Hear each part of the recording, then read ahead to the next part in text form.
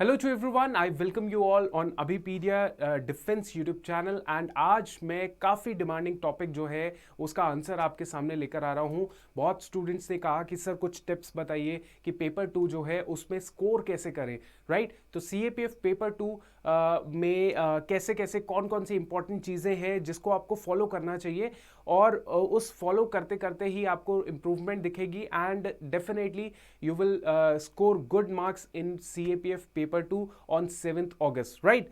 So let's talk about कि 5 ये ऐसी टिप्स कौन सी हैं जिसमें आप अगर फॉलो करें तो you can score good marks, best marks in CAPF paper two, right. So let's talk about the syllabus of CAPF paper two, right. So काफी लेंथी ये पेपर होता है, लेंथी होता है। और स्टूडेंट का कुछ सालों पहले ये माइंडसेट होता था कि इतना लेंथी पेपर है, इसको सिर्फ कंप्लीट ही कर दो तब भी आपका पेपर टू क्वालिफाई हो जाएगा and you will clear the cut off also.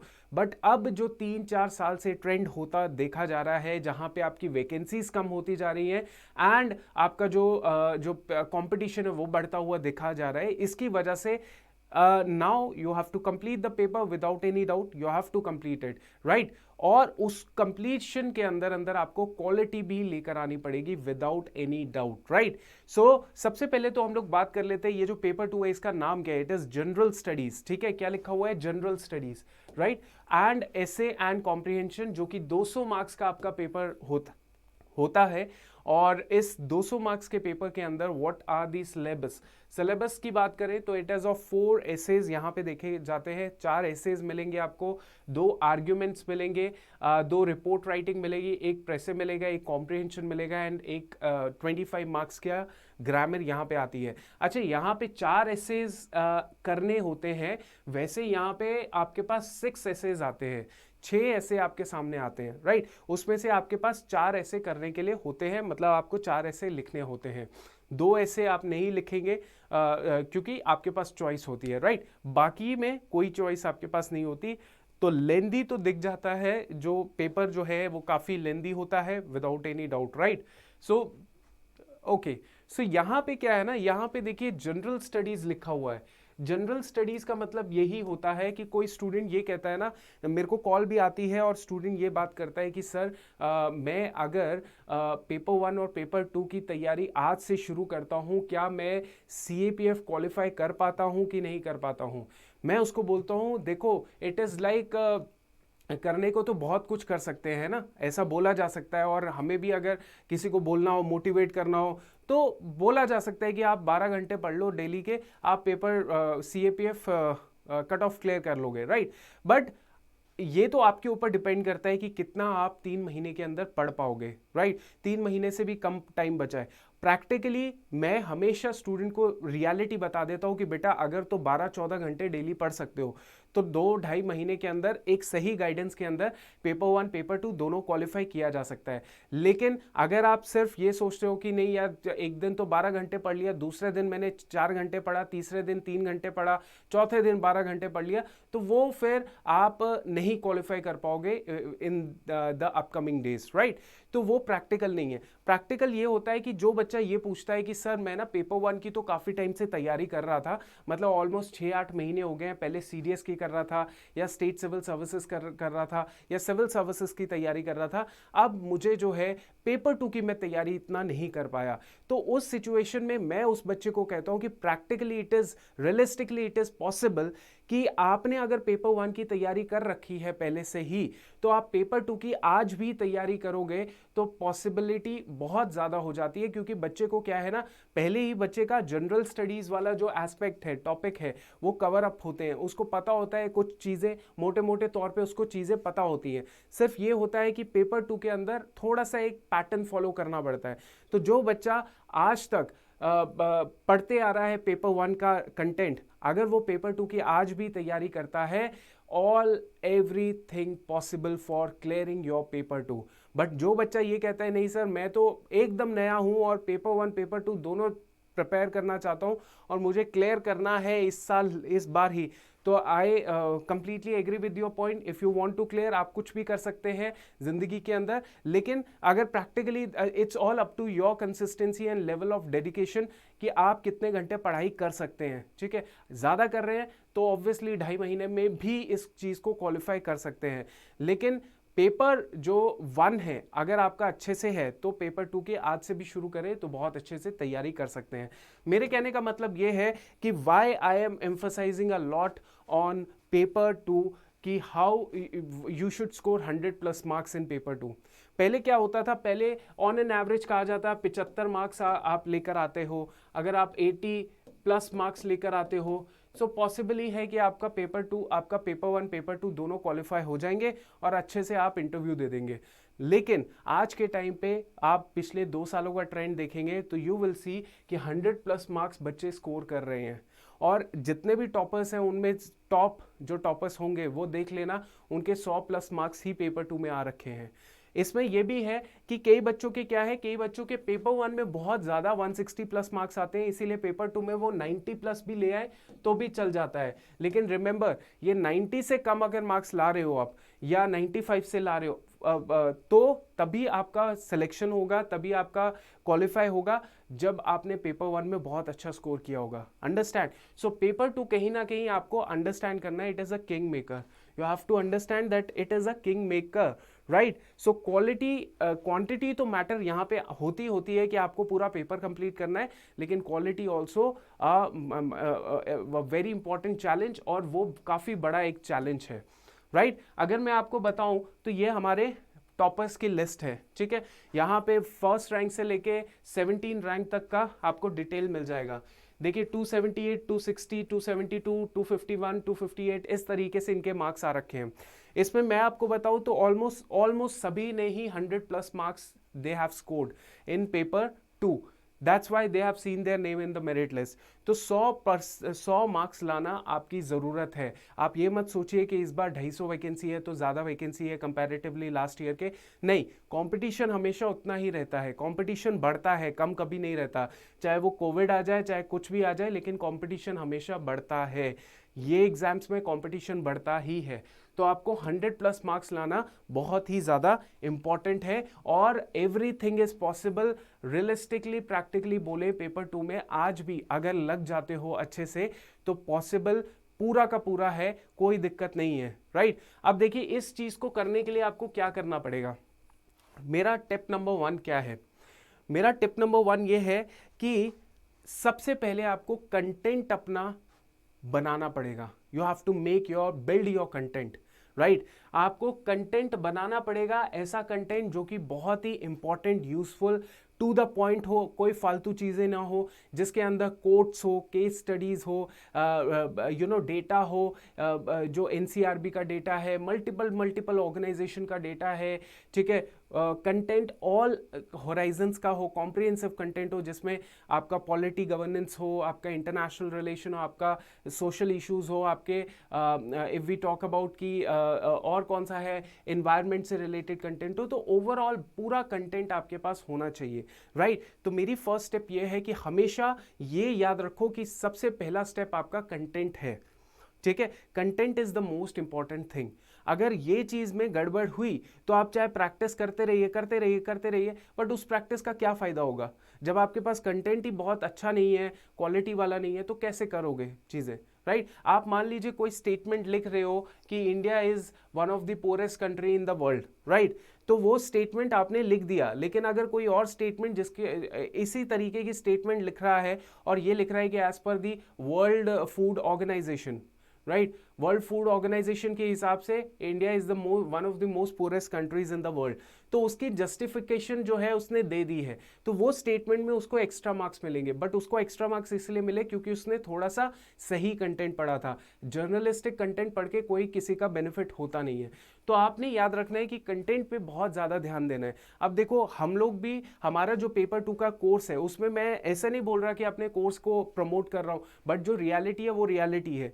मैं स्टार्टिंग में जो चीज़ सही होती है मैं वही उसको ही प्रेफर करता हूँ कि कंटेंट के मामले में बात करें तो हमारा जितना भी फैकल्टी है, क्लासेस होती हैं, वो अपना जब कंटेंट तैयार करते हैं, they invest 3 to 4 hours to build that content from योजना, फ्रॉम मिनिस्ट्री, अलग अलग मिनिस्ट्रीज़ की वेबसाइट से, फिर पीआईबी से, फिर अलग अलग न्यूज़पेपर्स से, राज्यसभा, ये सारा मिला विला के 2-3 घंटे लगा के, 4 घंटे लगा के वो एक्सपीरियंस फैकल्टी क्या करती है, अपना पीडीएफ फाइल तैयार करती है, वो पीडीएफ फाइल तैयार करती है, और ये पीडीएफ फाइल जो है फिर आपको मिलता है if you enroll in our course, right. तो यहाँ पे जितने भी स्टूडेंट्स हमारे हैं, जो एनरोल्ड स्टूडेंट्स हैं, उनको कंटेंट की कोई टेंशन नहीं लेने की ज़रूरत होती है, क्योंकि वो क्या करते हैं, वो फटाफट लेक्चर्स देखते हैं, लाइव जाता है, डेली लाइव लेक्चर्स होते हैं, और उन लाइव लेक्चर्स के अंदर ये डेली जो है वो पीडीएफ फाइल आपको मतलब टीचर पढ़ाता है, उसके बाद पीडीएफ फाइल अपलोड करता है, वो पीडीएफ फाइल बच्चा बार बार रिवाइज करता रहता है, और उसका कंटेंट जो है वो बिल्ड होता रहता है। ऑलवेज रिमेंबर, कंटेंट आपको बहुत अच्छा करना है, full of facts, figures, justification, reasons, ये सारी चीज़ों के द्वारा कंटेंट आपका पक्का होता है। सेकेंड थिंग, जो सेकेंड टिप है आपके लिए, दैट इज कंटेंट तो आपका तैयार हो गया। मैंने भी देखा बहुत सारे स्टूडेंट बहुत सारा कंटेंट जो है अपने पास रख लेते हैं, पेपर कटिंग रख लेते हैं, ठीक है, फिर कोई वीडियो लेक्चर्स देख लेते हैं, वीडियो लेक्चर यूट्यूब पे देख लेते हैं, फिर कहीं मैगजीन मिल रही है वो रख लिया, योजना रख लिया, राज्यसभा के क्रक्स देख लिए, है ना, ये सारी चीज़ें। But the most important, second most important is revision. क्या आप उतने कंटेंट का रिवीजन कर पा रहे हैं, है ना, that is the most important thing. अगर आप सेल्फ स्टडी करते हैं, आप एक चीज याद रखो, पढ़ो उतना ही जितना मल्टीपल टाइम्स रिवीजन कर पाओ। अगर आप रिवीजन नहीं कर पा रहे हो, बस पढ़ते जा रहे हो, तो कोई फायदा नहीं होगा यार। आपको देखो, आपको प्रैक्टिस करने के लिए ना, आपको प्रैक्टिस करना है पेपर 2। उस केस में आपको पहले पिछला जितना भी आपने पढ़ा है, कम से कम उसको रिवाइज करके क्वेश्चन लिखो। ऐसा नहीं कि जस्ट एक बार क्वेश्चन देख लिया, मतलब कंटेंट देख लिया, फिर फटाफट प्रैक्टिस करना शुरू कर, ये इससे कोई फायदा नहीं, ये तो बस कॉपी पेस्ट हो जाएगा। आप जब भी टेस्ट देते हो तो पहले पूरा रिवीजन करो, मल्टीपल टाइम, जितना हो सकता है उतना। हमारे हर लेक्चर के अंदर आपको जितना कंटेंट दिया जाता है, हम सिर्फ आपसे इतना ही एक्सपेक्ट करते हैं कि यार वो जो कंटेंट है ना, उसी को बार बार रिवाइज करो। अब देखो ऐसा है, मैं आपको बताता हूँ, आप देख भी लीजिएगा हमारे एप्लीकेशन या फिर पोर्टल में जाके, कि वहाँ पे मैंने इस हफ्ते 2 टेस्ट रिवीजन रखी हुई हैं, ठीक है। हमने जितना पिछला करवाया है वो अभी तक का बहुत ज़्यादा सफिशिएंट हमने करवा दिया है। अब बच्चे से एक्सपेक्ट करते हैं हम कि बच्चा क्या है, पूरे हफ्ते पढ़ाई करे और संडे को टेस्ट दे दे। अब संडे को टेस्ट जो है देने वाले बड़े कम बच्चे हैं, पता नहीं क्यों नहीं टेस्ट दे रहे हैं। तो अब उनको पकड़ के हम हफ्ते में 2 दिन रिवीजन सेशन लेकर आ रहे हैं, जिसमें वो पिछला जितना भी होगा, जो सवाल हम पूछेंगे, जो सवाल उनसे एक्सपेक्ट करेंगे, वो सारा सवाल का आंसर वो उनको देना पड़ेगा, नहीं तो they are out of the game, उनको निकाल देंगे हम लोग बाहर। तो इस तरीके से 2 रिवीजन सेशन हम लोग अपने कोर्स के अंदर इंट्रोड्यूस कर रहे हैं, इस हफ्ते से कर रहे हैं, क्योंकि बच्चा जो है वो कई बार ऐसे ही हो जाता है लेथार्जिक, कभी क्या काम आ गया, कभी क्या काम आ गया। तो इसीलिए हमारे उस कोर्स के अंदर तो हम लोग ने रिवीजन सेशन रखा है। आप भी कम से कम अपने सेल्फ स्टडी के अंदर रिवीजन सेशन रखिए, जिसमें आप पिछला जितना भी है उसको रिवाइज कीजिए मल्टीपल टाइम्स। तीसरी चीज़ है कंटेंट प्रैक्टिस। प्रैक्टिस करना बहुत ज़्यादा ज़रूरी है। आपने कंटेंट अपना बिल्ड कर लिया, आपने रिवीजन कर लिया, अब उसको क्या करना है, प्रैक्टिस करना है। कैसे करना है, टेस्ट सीरीज के थ्रू करना है, टेस्ट सीरीज के थ्रू कीजिए। ऐसा मत कीजिए कि यार एक सवाल एक जो सवाल है उसको डेली आप लिखिए, मत ऐसा मत कीजिए। आप या तो तीसरे या चौथे दिन हफ्ते में 2 दिन टेस्ट सीरीज रखिए, जहां पे आप कम से कम 4 से 5 क्वेश्चंस जो है, 4 से 5 सवाल वो लिख रहे हैं। क्योंकि देखो एक सवाल लिखने में ना कोई कुछ नहीं होता, वो शायद आप 20 मिनट में भी लिख लोगे। एक सवाल लिखने में कुछ नहीं होगा, 20 मिनट के अंदर अंदर आप वो सवाल लिख लोगे। लेकिन चैलेंज तब आता है जब आप 4 सवाल लिख रहे हो एस्से के, 2 सवाल लिख रहे हो आर्ग्यूमेंट के, 2 रिपोर्ट लिख रहे हो। जब आपका चौथा सवाल एस्से का आएगा ना, तब आपको मन करेगा कि यार अब बस यार बहुत हो गया, बहुत लिख लिया, दिमाग चल नहीं रहा। That is the stage where you improve your practice. तो अंडरस्टैंड, कंफर्ट में एक सवाल डेली लिख रहे हो, उसका कोई फायदा नहीं होगा, वो आप वैसे ही अपनी स्पीड आपकी वैसी ही रहेगी। लेकिन जब आप कम से कम 4 से 5 सवाल अपने टेस्ट सीरीज के अंदर सॉल्व करोगे, तब आपको चैलेंज दिखेगा और तब आपको रियल इंप्रूवमेंट दिखेगी। तो कंटेंट की प्रैक्टिस भी आपको कम से come once in a week करनी चाहिए, कम से कम, या फिर maximum twice in a week कीजिए, 2 बार कम से कम कीजिए। समझ आ गया? ये सफिशिएंट है, rather than doing it every day. 1 सवाल 2 सवाल डेली लिख रहे हो, डेली अगर लिखना है तो बिल्कुल लिखिए, बट ऐसा नहीं कि 1 सवाल 2 सवाल, कम से कम 4 से 5 सवाल डेली लिखिए, ठीक है? तो फायदा होगा, तो आपको चैलेंज लगेगा। मेरा 4th टिप जो है वो ये है राइटिंग स्टाइल के ऊपर। देखो, आपने कंटेंट बिल्ड किया, फर्स्ट टिप। सेकेंड इज आपने कंटेंट को रिवाइज किया। थर्ड टिप अब आती है प्रैक्टिस की। तो पहले राइटिंग स्टाइल पे इतना ध्यान मत दो, प्रैक्टिस मतलब पहले बस अपना दिमाग में जो कंटेंट घुसा हुआ है उसको अप्लाई करो कि मैं लिख पा रहा हूँ कि नहीं, मैं सोच पा रहा हूँ कि नहीं। फिर उसके बाद 2-3 टेस्ट देने के बाद फिर राइटिंग स्टाइल पे ध्यान दो। कैसे राइटिंग स्टाइल कैसा होना चाहिए? देखो, अब इसमें मैं आपको बता देता हूँ 2-3 टिप्स। जो बच्चे, जिनका बच्चों का पेपर पूरा नहीं हो पाता, जिनको थोड़ी सी राइटिंग स्टाइल जिनकी स्लो है, उनके लिए 1-2 चीज़ें हैं जो मैं आपको बताता हूँ। देखो, सबसे पहली चीज़ है, अगर मैं बड़ा बड़ा करके लिखूंगा, जैसे मैंने लिख दिया राइटिंग स्टाइल, राइटिंग स्टाइल, ठीक है, मैंने बड़ा करके लिख दिया, राइट। अगर मैं छोटा करके लिखूंगा राइटिंग स्टाइल, ठीक है, मैंने ये छोटा करके लिखा। देखो, दोनों चीजें सेम है, लेकिन इसमें कम टाइम लगा, इसमें ज्यादा टाइम लगा। मेरा फर्स्ट टिप ये है उन बच्चों के लिए, क्योंकि ये बहुत ही प्रैक्टिकल चीजें हैं, मैंने खुद ट्राई की है तभी बता रहा हूँ, और मेरे लिए बहुत अच्छा रहा। मेरी राइटिंग भी स्लो थी, मैं भी अपना पेपर पूरा नहीं कर पाता था, ठीक है। मैंने क्या किया, जो मैं बड़ा बड़ा लिखता था उसको मैंने छोटा छोटा लिखना शुरू कर दिया, छोटा छोटा लिखना शुरू कर दिया, राइट। पहली चीज ये, उससे क्या मेरी स्पीड बढ़ गई। दूसरी चीज मैंने क्या की, मैंने मेरा जो मैं लिखता था बहुत ही कंजस्टेड है ना, जैसे ये इतना गैप रखा है ना, इतना भी नहीं, बहुत कंजस्टेड लिखता था। उससे क्या है कि मैंने 300 वर्ड्स तो लिख लिए, लेकिन मेरे पेजेस फुल होते थे केवल 2 या 2.5, और बाकी जो पेज है वो खुला ऐसे फ्री जाता था। अच्छा, एग्जामिनर ये सोचता है कि बच्चे को तीनों पेजेस इस्तेमाल करने चाहिए, ऐसे करें कि 300 वर्ड्स भी पूरे लिख ले और वो पेजेस भी तीनों यूज कर ले। तो कैसे आप कर सकते हैं? बेस्ट तरीका, ये जो राइटिंग स्टाइल आपने लिखा है, इसको जो है बीच में गैप लगा के देखिए, मतलब स्पेसिंग दीजिए, ठीक है। जैसे मैंने लिखा, I am going to become assistant commander, ठीक है। सो यहां पे मैंने इतने अच्छे से स्पेसिंग दिया, और मैं इन्हीं वर्ड्स के नीचे नीचे इस तरीके से लिखना शुरू कर दूंगा। ट्रस्ट मी, ये बहुत ज़्यादा आपका इम्पैक्टफुल ऐसे बना देगा। जैसे एग्जामिनर देखेगा, उसको बहुत ही एक सिस्टम के अंदर, पैटर्न के अंदर आपकी राइटिंग दिखेगी, और वो थोड़ा सा इंटरेस्ट दिखाएगा कि यार चल देख ही लेते हैं, है कि नहीं। और वो ये भी देखेगा कि इस बच्चे ने तीनों पेजेस इस्तेमाल किए हैं। क्यों? अब तीनों पेजेस जब आप इस तरीके की राइटिंग स्टाइल फॉलो करोगे, तो उस सिचुएशन में आपके शायद 300 वर्ड पूरे ना हो, आप 270-250 वर्ड्स पूरे करें, राइट। बट आपने पेज तो पूरा यूज कर लिया, ठीक है, और लिखा भी बहुत साफ साफ। तो टेक्निकली एग्जामिनर आपके मार्क्स नहीं काटेगा जस्ट फॉर कि आपने 30 वर्ड एक्स्ट्रा नहीं लिखे, 30 वर्ड्स नहीं लिखे, 50 वर्ड नहीं, डज नॉट मैटर, कोई फर्क नहीं पड़ता। मैंने ऐसे देखे हैं बच्चे जिन्होंने 400, 350 वर्ड्स लिखे, लेकिन मार्क्स उनके तब भी नहीं आए। तो जब आप इस तरीके से स्पेसिंग दे दे के, खुला खुला लिख के, छोटे छोटे स्पेलिंग वर्ड्स लिख के, जब आप अपना 3 पेजेस कंप्लीट करेंगे, यू विल सी कि आपका तीनों पेजेस फुल भी हो रहे हैं।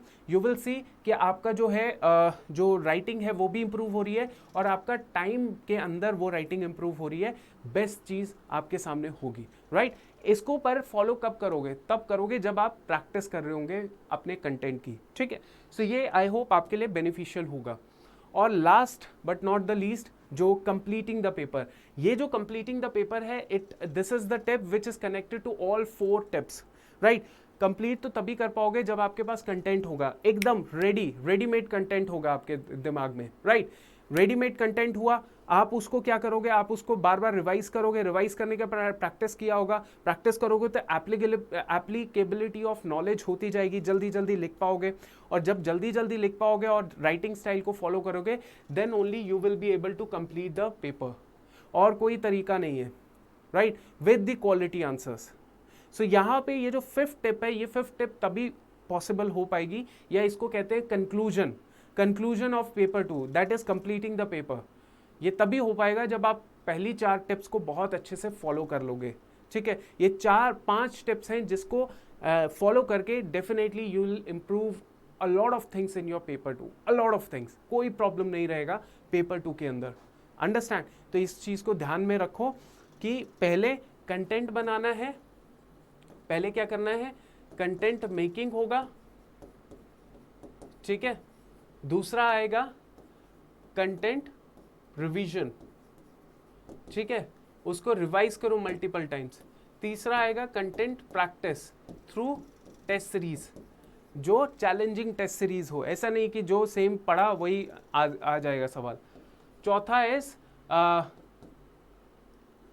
चौथा क्या था, लाइक राइटिंग स्टाइल, ठीक है, राइटिंग स्टाइल। और last is completing the paper, that's it, right?